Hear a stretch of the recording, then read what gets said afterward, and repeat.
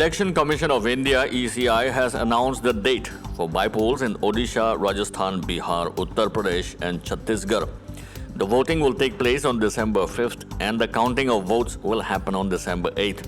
The by-polls are scheduled in 5 assembly constituencies, one each in Odisha, Rajasthan, Bihar, Uttar Pradesh and Chhattisgarh, and one parliamentary constituency in Uttar Pradesh.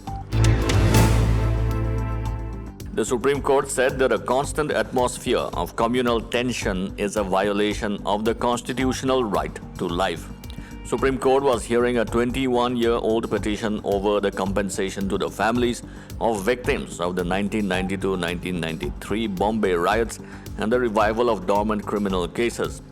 There was a failure on the part of the state government, the Supreme Court stated. Days ahead of a planned missile test by India, a Chinese spy ship named Yuan Wang 6 has entered the Indian Ocean. This comes less than 3 months after a similar ship had docked in Sri Lankan port of Hambantota. The spy ship has crossed into Indian Ocean and is sailing off the coast of Bali, as indicated by marine traffic. Congress General Secretary Priyanka Gandhi Vadra has stated that the party will cancel the Agnipath Army recruitment scheme when it comes to power at the center. What we promise, we fulfill, she said, adding, in Chhattisgarh, we promised farmers loan waiver and it was implemented. She was addressing a gathering in Himachal Pradesh's Kangra ahead of the state assembly elections. Russian President Vladimir Putin on Friday said that Russia had mobilized 318,000 military reservists, news agency Interfax reported.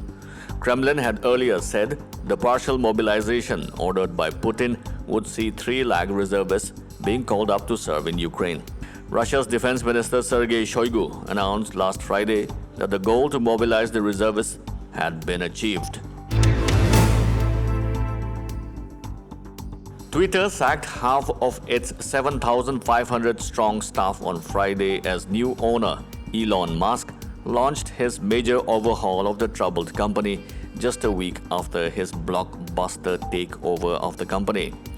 An internal document seen by AFP said roughly 50% of employees were impacted and would be denied access to company computers and email on an immediate basis. Workers around the world were shown the door and took to Twitter to vent their frustration.